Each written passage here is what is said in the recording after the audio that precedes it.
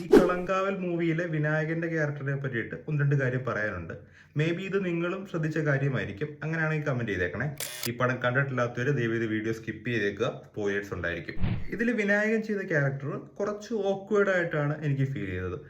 And as an actor Vinayakan നമുക്കറിയാം. So ഈ ഒരു ക്യാരക്ടറിന് ഈ ഒരു ഓക്വേർഡ്നെസ് മനഃപൂർവ്വം കൊടുത്തതാവാനാണ് സാധ്യത. ഇതിൽ വിനായകന്റെ ക്യാരക്ടർ പറയുന്നൊരു കഥയുണ്ട്. അതായത് പണ്ട് പുള്ളി പോലീസ് ക്വാർട്ടേഴ്സിൽ താമസിച്ചിരുന്ന സമയത്ത് അവിടെ ഭയങ്കര എലിശല്യമായിരുന്നു. ആൻഡ് തുടക്കത്തിലൊക്കെ ആൾക്ക് എലിയെ കൊല്ലാൻ ഭയങ്കര മടിയായിരുന്നു. പക്ഷേ പിന്നീട് കൊന്നു തുടങ്ങുമ്പോഴേക്കും അത് ഓക്കെ ആയി. ആൻഡ് കുറച്ചുകൂടെ കഴിഞ്ഞപ്പോഴേക്കും അതൊരു ഹരമായി.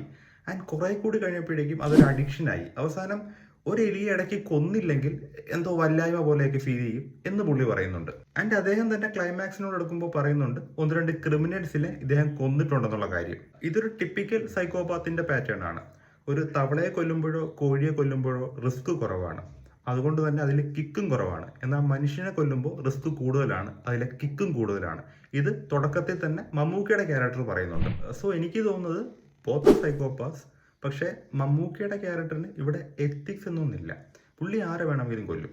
പക്ഷെ വിനായകനിലേക്ക് വരുമ്പോൾ ആള് നമ്മളുടെ ഡെക്സ്റ്റർ സീരീസിലെ നായകനില്ലേ, അതുപോലത്തെ ഒരു സൈക്കോപാത്താണ്. ഈ ഡെക്സ്റ്റർ സീരീസ് കണ്ടവർക്കറിയാം അതിലെ ഹീറോ ഒരു സൈക്കോപാത്താണ് എന്ന് വെച്ചിട്ട് പുള്ളി വെറുതെ ആരെയൊന്നും കൊല്ലില്ല. ആൾക്കൊരു സെറ്റ് ഓഫ് റൂൾസ് ഉണ്ട്. ആ റൂൾസ് പ്രകാരം സമൂഹത്തിന് മോശം ചെയ്യുന്നവരെ മാത്രമേ ആൾ കൊല്ലാറുള്ളൂ.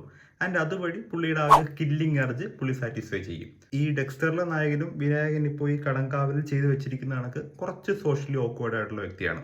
സോ മേ ബി വിനായകന്റെ ഈ ഒരു കില്ലിംഗ് അർജ് സാറ്റിസ്ഫൈ ചെയ്യാനായിട്ടുള്ള ഒരു ഇരയായിട്ടായിരിക്കും മമ്മൂക്കയുടെ ക്യാരക്ടറിനെ ആൾ കണ്ടത്. എന്താണ് ഇതിനെപ്പറ്റി നിങ്ങളുടെ അഭിപ്രായം?